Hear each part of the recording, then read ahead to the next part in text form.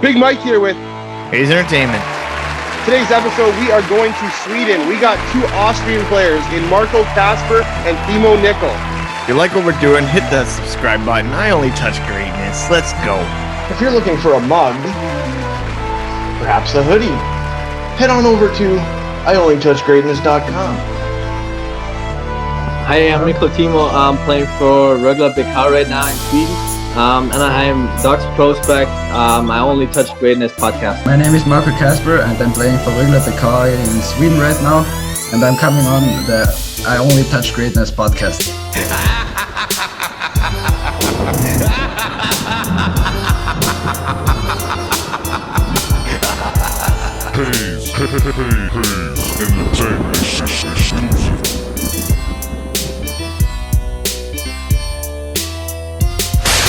Ryan Hayes and Big Mike. I Only Touch Greatness podcast.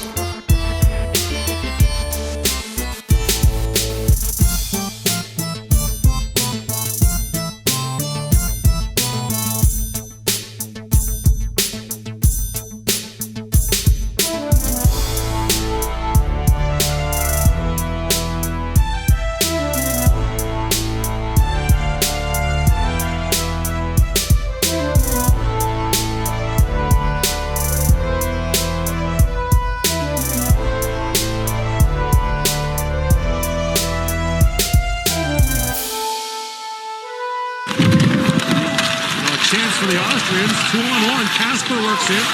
Kasper centers it in and This is I Only Touch Greatness podcast with Ryan Hayes and Big Mike. We are going live. I'm good. How are you? Good. Thank you very much for both of you guys for taking your time today for us. We really appreciate it. No problem at all. Thank you for having us. So I'm Ryan, by the way, and that's Big Mike that you guys have been talking to. Okay, perfect. Thanks for coming on, guys. We're just going to get started here. We're going to talk all about hockey. So it's basic for you guys. Growing up in Austria, for both of you guys, what was childhood like? Marky, you want to start it off or should I start it? You can start. However you want. I think since you guys know and we know hockey is not a big hockey country. So I think it was kind of that the focus was not that much on hockey because like the whole culture is not as much about hockey as other countries like Canada or the US. So, but like growing up, being a hockey player, meeting all your friends at the rink and being able to say when you're going to school with all your classmates, being able to say you're playing for your hometown team. So that was like, it was awesome because, like I said, hockey wasn't that big, so it was just fun being at the rink and having fun with the boys. Yeah, I'm with Thimo there, but we're lucky. We're probably from the best hockey town in Austria. It's Klagenfurt, like they have the most titles in the whole league, and it was really cool, like meeting all the friends in the school and then at practice. It was really cool. Yeah, and the Austrian teams keep getting better and better and better. Every time we watch the World Juniors, you guys are improving every year. And I mean, with a 16-year-old like you, Marco, already playing in the World Juniors, that's an impressive stat. Yeah, thanks. Yeah, I think we're doing a good job developing young players now. And I think it's keep getting better, and that's a good thing for sure. And do you guys Martin have any nicknames? and I actually talked about it a few days ago. That Austria is getting better and better in hockey, bringing out more prospects. Because the big problem a few years ago was that older players always told you, yeah, if you want to become pro, you have to leave Austria. Because like the mindset has been in the heads of the players like for so long. Because it's so hard for a young player to being able to reach even the Austrian pro level. So it was kind of difficult fighting through. But I think Austria made huge steps into the right direction. And like you see, there's better players coming out of Austria every day. So it's just great seeing young players develop. Absolutely. Yeah, you guys and I feel like Germany, you guys both are two countries that are growing, and the players are just getting better and better and better. It's nice to see because it's nice to see more competition around the world. like you said earlier about Canada and US. Well, there's lots of times where it's just Canada, US, Russia, and Sweden, and then there's no competition. But now every other team is giving battles every single year. It's getting better and better. Who's the best Austrian player out there? Like at the moment, or in Yeah, history? do you think right now? Probably Raffle. Okay. Raffle Grabner, but Marco is coming. Marco Rossi is coming. Oh yeah. Yeah. He's a And stud. the young Marco is coming as well. So, Yeah. We'll see. Okay. And do you guys have any nicknames? And what's your favorite jersey number and why?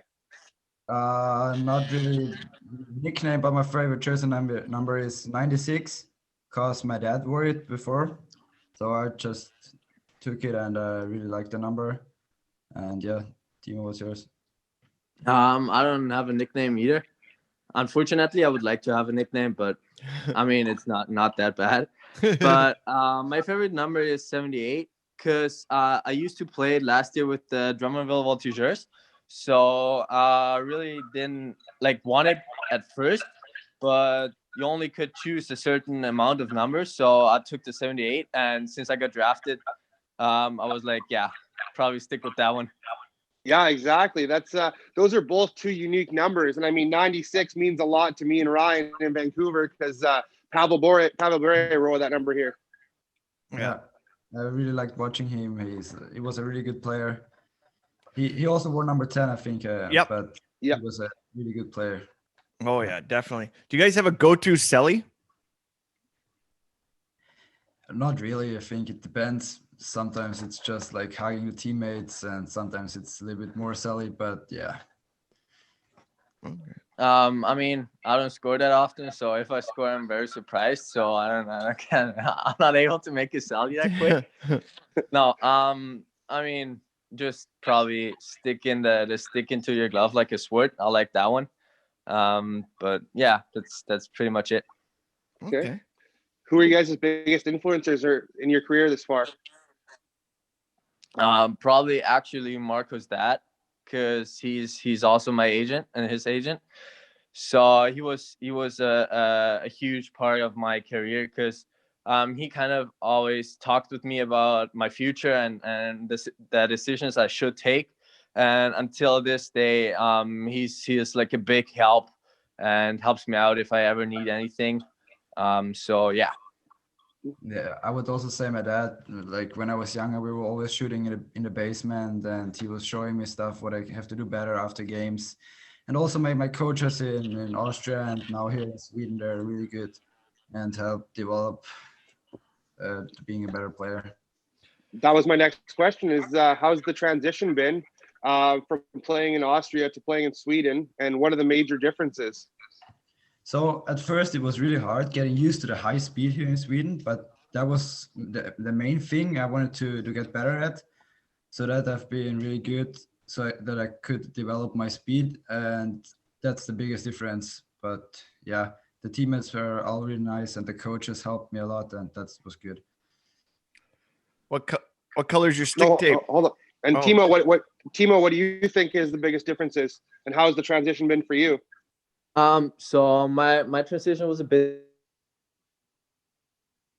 different because I went to Canada last year. I was very surprised last year because of the smaller ice. It was way smaller, and there's being played so much body all over the ice. So you have to be ready all the time. Now switching from Canada to Sweden. I actually wanted to return to Drummondville this year, but unfortunately because of Corona, I wasn't able to. Like said, Marco's dad helped me getting a spot here in Sweden. It's a whole different game as well. Like there's not that much body. There's way more skill. The game is way more structured. So it was kind of tough at the beginning to adapt to that again. But week for week, it's getting. I'm getting more used to the game, and it only helps me on my way. Also getting the Swedish culture of hockey into my blood. Mm-hmm. I mean, you play in the Q, so that's a pretty physical league, and you had a great season on the small ice last year. So you're ready to go, I guess, for the North American ice. Yeah, I hope so. I can't wait to return there. Like I said last year, I would love to stay in North America. But if my path shouldn't be like that, I would be more than happy to find a spot somewhere in Europe. And until now, it works out pretty well. Okay. Do you have a favorite sports hero for both of you? Ooh, that's a tough question. When I was younger, I would say in hockey it was Jonathan Davis. He was one of my favorite players because when I started watching NHL, the Blackhawks were winning, so I really like him. Otherwise, I like to watch American football and basketball, but yeah, I would say Jonathan. Well, Yeah, right on. Right on there. American football. Thimo, we'll get to you in 1 sec. Right on there. Right on there. You got a Super Bowl prediction for today? I wouldn't bet against Tom Brady, but I would say that the Chiefs are still the favorites to win it. Yeah. But I don't know. I wanted the Packers and Bills to win the Super Bowl, but yeah. Okay. Hey, I like the Bills, so that's cool. Yeah. Timo, do you have a sports hero? Probably as well from the Chicago Blackhawks growing up, Duncan Keith. Okay. He's a great defenseman. He's hated out here in Vancouver. What Even he did though to the Seguins, but yeah, everyone even though he's from a couple hours away, but yeah. Who would you guys? No, but still, he was kind of my favorite growing up, side by side with Drew Doughty. I looked up and still look up to those guys. And probably I also watched a lot of golf because when I was younger and still now in the summers I play golf with my buddies and my parents. So probably Rory McIlroy as well. Okay. Nice. Good choice. Good choice. Do you guys who'd you guys say you mirror your game after, or you try and play like? I'll try to play like Adam Larson. So I think I kind of have a similar game to him. So I'm trying to be close to his game. Okay, that's a good choice. I love to watch Nathan McKinnon play. He's so dynamic and speedy, and he's overall so good. Yeah, I love to watch him. Oh, okay. Yeah, McKinnon's nuts.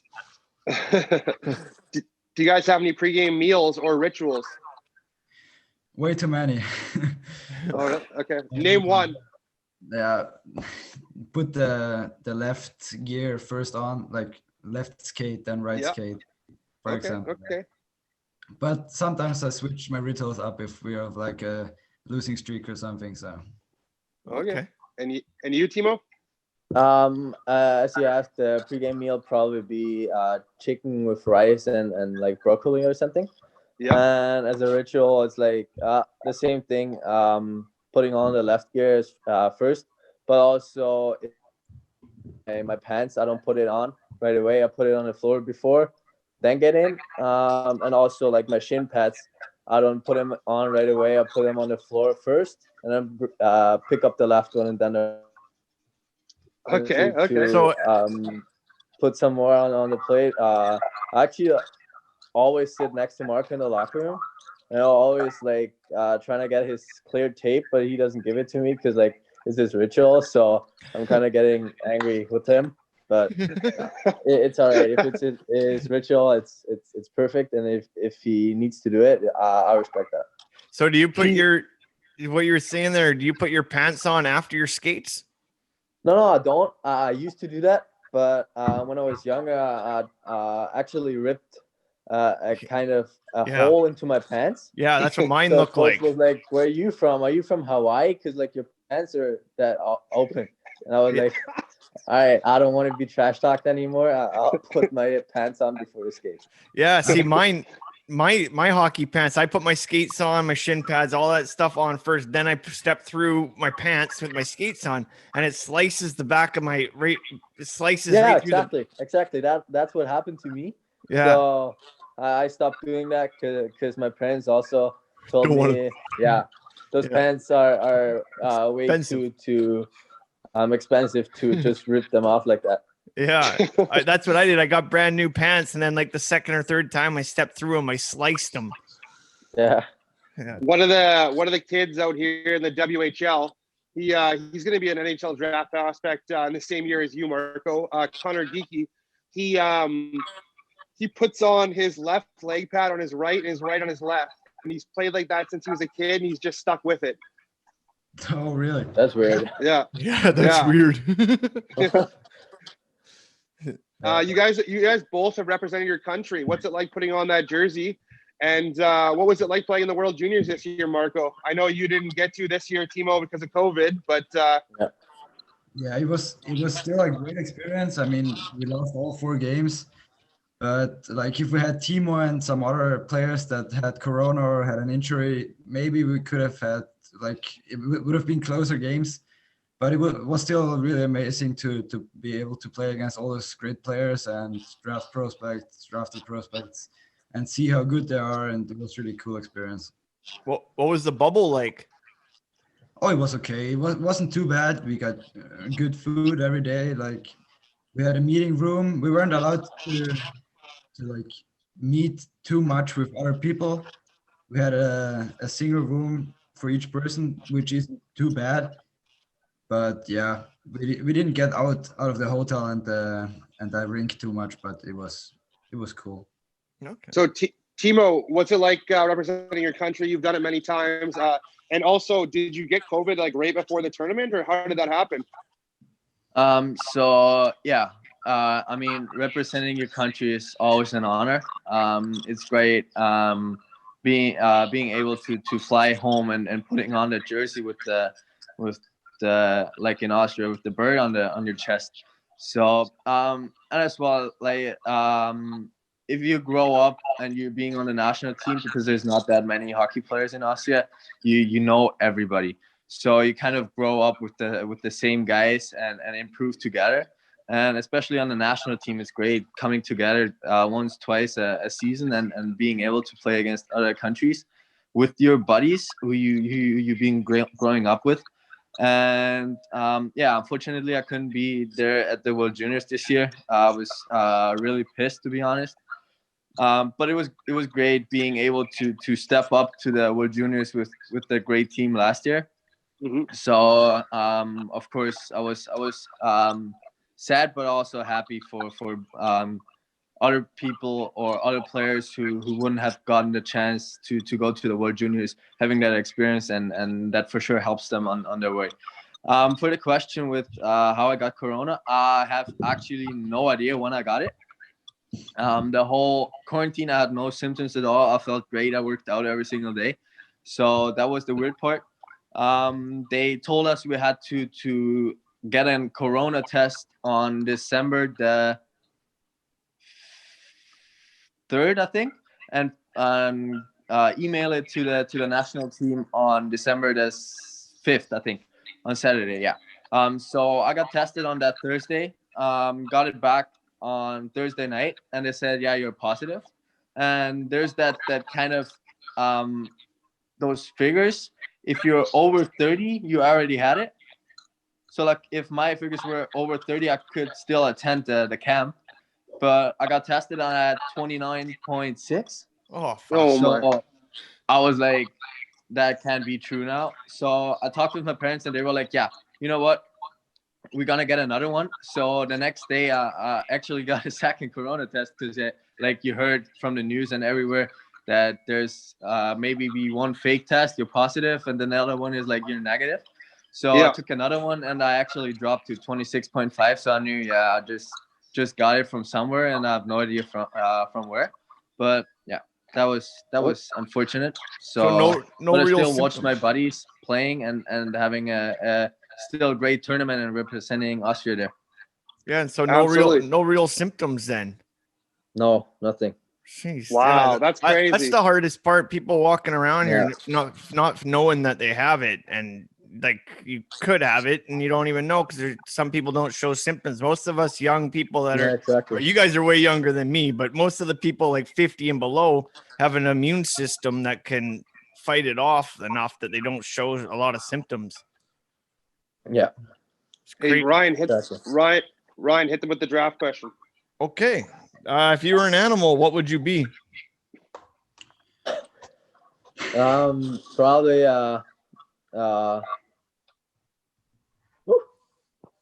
I would maybe a say dog. Probably. Hang on. One at a time here, there. What's that? Marco. One at a time. I would say like a falcon or an eagle or something that could fly. Would be pretty cool, or maybe a panther or something. Okay. Yeah, for me, either a dog or a wolf, kind of. Nice. Okay. So I think I'm pretty good with people. Very talkative. Getting to know people soon and being friends with them. So that's, I think, the dog kind of symbol in there, and the wolf, because then on the ice it's like that fighting spirit and fighting. I love it. Kind of. I love those choices. We usually always get, it's either gorilla or they say lion, because obviously the king of the jungle. Yeah. I got one more here, quick one here. If you could sit down for dinner with anybody famous, who would it be? Alive or dead, or just alive? It can be dead or alive. It'd probably be Wayne Gretzky. Okay, good answer. Hearing all those great stories, you only know so little about hockey players and famous people. Yeah, there's so many information about them, but still, like there's probably some juicy stories. So I would love to hear some stories of the great one. Yeah, I would say Gretzky is a good choice, but I wouldn't mind like LeBron James, Jordan, or Tom Brady. Can't go wrong, I think. Yeah, any one of the GOATs. Yeah. Another draft question is, if there's a $20 bill on the counter or a $100 bill at the bottom of the toilet, which one are you going for? $100. Yeah. Same. That's a good answer, because they want the scouts want to know that you can get your hands dirty. Yeah, you can wash them afterwards. Yeah. Corona. What's your guys' favorite arena that you've ever played in? Yeah, I would say the Rogers play now. Yeah. Okay. And for me, it's Quebec City. Oh, that would be cool. That's a great rink. I got a question for both of you guys here. Have either of you guys tried the Michigan or lacrosse goal? Yeah, kind of. Yeah, a few practices ago, we often stay after the practice on to get some free ice, and when we have to pick up the pucks, we often play a game. Like one shoots a puck and the other one has to hit it with the pass, or even do like the lacrosse move, and who scores the most consecutive is the winner, and the loser has to pick up the pucks. So we often do that, and like I said, a few practices ago, we actually did it. So we were trying out. Okay, so that must be a Rogli thing. Maybe that's why Hoglander's so good then. Yeah, maybe. But I tried it one time in a game 1 year ago, but it slipped off my stick right away. So not a good try. What color is your guys' stick tape and Gatorade color? Stick tape down there, it's black for me. Up top, it's grip tape, whatever color the team got right now. So at the moment, it's probably green. Okay. And Gatorade color, I'll stick with the casual blue one. I love that one. Okay. Yeah, same. Gatorade blue. It's the best, I would say. And stick tape is white, and on the top some grip tape, either red, blue, or green, black, whatever they have. All right. Yeah, I definitely hit you guys up a couple of weeks back when we were trying to get all the Swedish guys onto our podcast here. Take me back to your guys' first J20 goal with Rogli.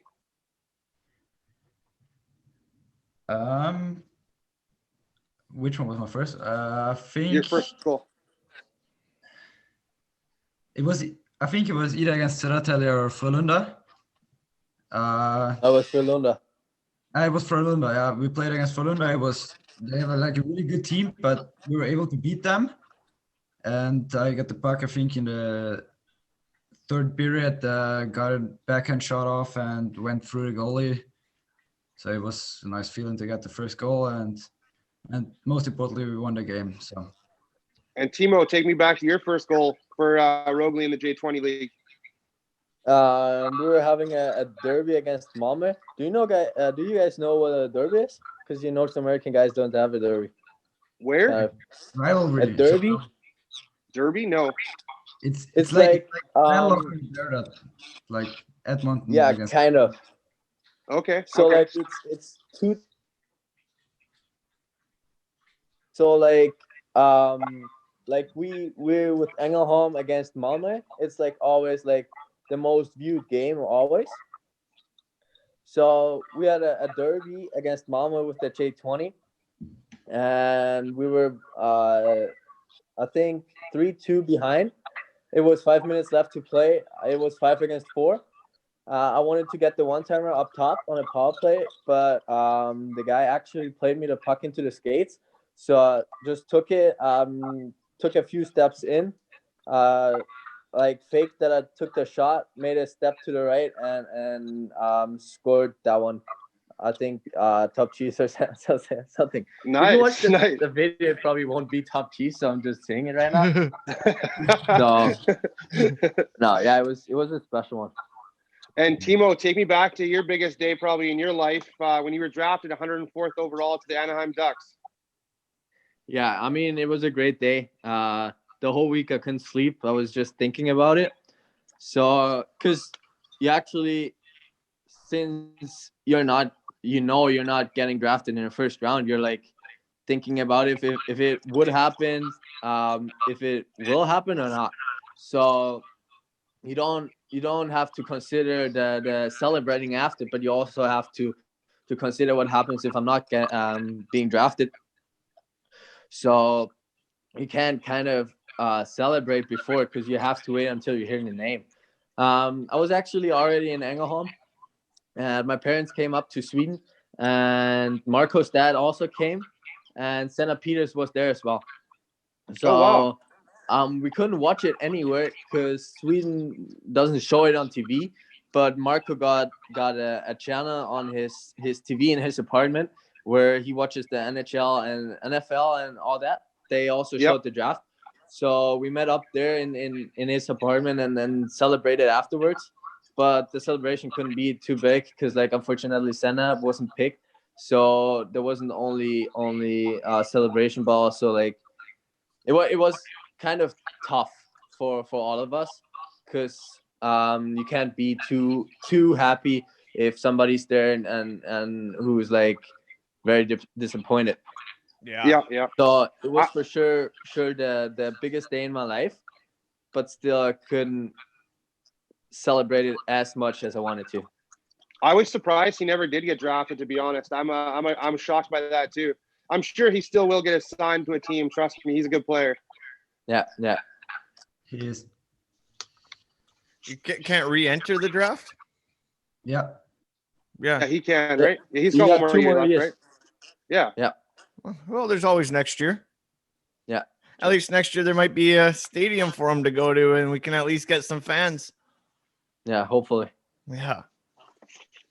What's your guys' favorite music before the games? I don't listen to too much music, but I'm fine with whatever the DJ in the locker room plays. I don't mind it actually. So. Yeah, I used to listen to music a lot before games, but as soon as the DJ puts on some tunes, it's like hard for me listening to the music on my headphones because it's always louder than the headphones. Yeah. So I stopped listening to headphones, but on the bus and the way to the rink, it's always German rap. I used to hear English rap, but I talked with Marco Rossi about that a lot. And he said, yeah, he's always listening to German rap. So I tried out that and it really helped. So I'm sticking with the German rap. Okay. I'm going to have to check that out. I've never even heard a song, I don't think. Yeah, there's a few good ones.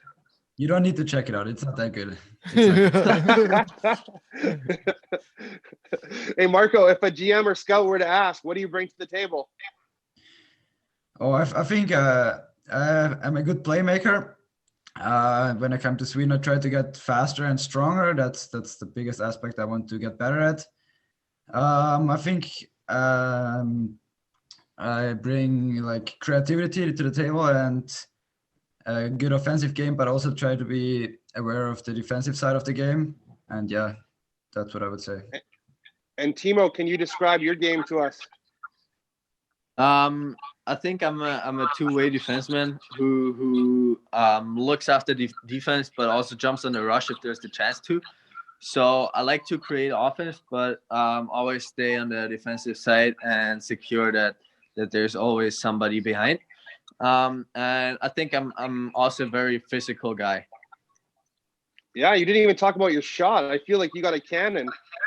Yeah, that too. But yeah, I prefer not talking too much about the shot since I didn't score that much. But I mean, it was still 10 goals. But yeah. He does have a hard shot. I can feel it in practice sometimes when I stand in front of the net. Yeah, because he's hitting you. Yeah. It's just the Marco first was one going that goes at head level, but the other ones are like Yeah, that's like my beer league team. I got a guy on my team that he's got a great shot. If he could just not hit me in the head with it every single time while I'm standing in front of the net, like you're having to duck and get out of the way. Like keep that shit on the ground so I can tip it. It's just the first ones. Yeah.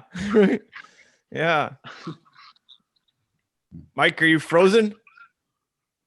Yep, it sounds like it. Hey, do you have a favorite color of Gatorade? You already had that question? Did you? Yeah, blue and blue. Okay. Well, that's what happens when Mike gets frozen over here. Hey, what do you think makes a good captain? I think who takes the team first, who supports people, who talks with the team if there's a low, but also go on everybody individually, help people out. Yeah, and then being someone you always can go to and tell him anything. So, but also who sacrifices himself on the ice. Okay. So yeah, both ways. Marco? Yeah, probably Thimo like said everything. Like to summarize it, it's leadership, I would say, and set the tone on the ice. Be still good at, still be a good player, but make big plays like block shots and be a nice guy in the locker room and like everybody can talk with. And yeah, I would say like leadership is the most important. Yeah. Okay. Well, Mike, thanks for joining us. Sorry, my Wi-Fi froze there. My last couple questions were, what's been your guys' go-to quarantine snack? Oh, it's not really a snack, but I love to make pancakes. Okay. I really do that, and it's easy to make. So I think I'm good at that, cooking pancakes. Yeah.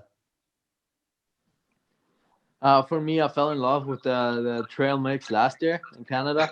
Yeah. So since there isn't anything like that in Europe, I had to mix it up myself. Actually, last week I bought some peanuts, but they weren't peeled off. So I was sitting there like I think 15 minutes just peeling off peanuts from a trail mix. But yeah, I love that one. So did you guys? Do they have Amazon in Europe? What's that? Sorry. Do they have Amazon delivery? Like, I'm sure you can order. Yeah, of course we have Amazon, but I don't trust food from internet. Oh, No, I agree. Yeah. Okay, I was gonna say you never know how long it takes. So you buy anything and until you get it, it's like not food anymore. Yeah. So say you could order a bunch of it off of online. Yeah. Give us a good Marco story, Rosie story. That's probably Timo's take now. But so Thimo, go ahead with the story. Oh wow. Yeah, I got a good one. Last year, another Austrian and me got drafted by Drummondville. So we actually didn't know what was going to happen, how the future will look. So the first day, we were there before the camp, I think a week ago. So we looked at the city and everything, and actually fell in love on the first day. And then the camp started, and they told us we have a meeting. So my buddy and me had an interview with the local newspaper, and we were coming with shorts and short sleeve T-shirt. Like I had a striped one, a black and white one, and he had a Abercrombie and Fitch one on. We both came with flip flops, and so we were like, yeah, all right, we're the imports. We probably won't be cut from the team, but still have to show like what we got.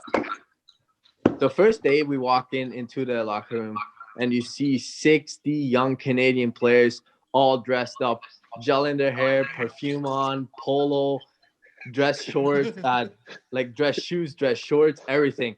And us standing in there with the flip-flops, the hat on, the striped T-shirt. I was so embarrassed. I was sweating all the time.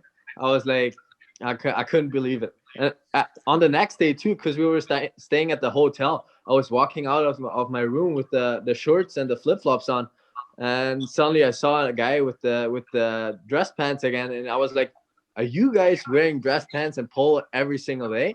And he didn't know either, and he was like, I guess so. So I went back into my room and got the polo.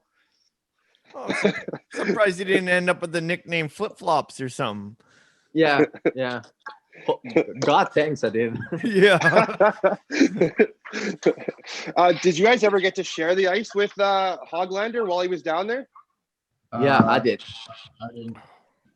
I met him a couple weeks ago out here in Vancouver. He was very nice. He took the time to take a picture with me, and geez, the guy's a beauty. He's lighting it up out here in Vancouver.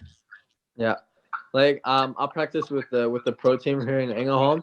I think 2 months ago for the first time, and coming up to the pro team as a young guy, you're nervous.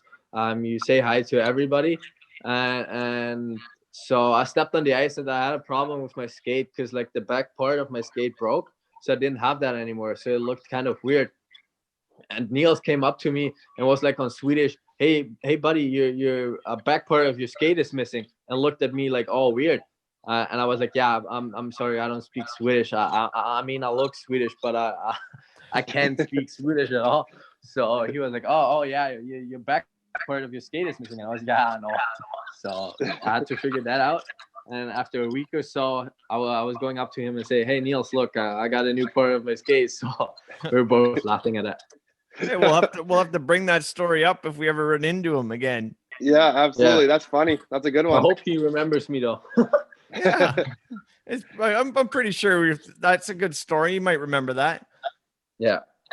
Hey, Marco and Thimo, we can't thank you guys enough for taking the time for us today. We're huge fans of yours. We've been fans of yours for a long time, and we can't wait to cheer you guys on to the next level and see you succeed in hockey because we know you guys are going far. Thank you very much. Thanks. It was great being on here.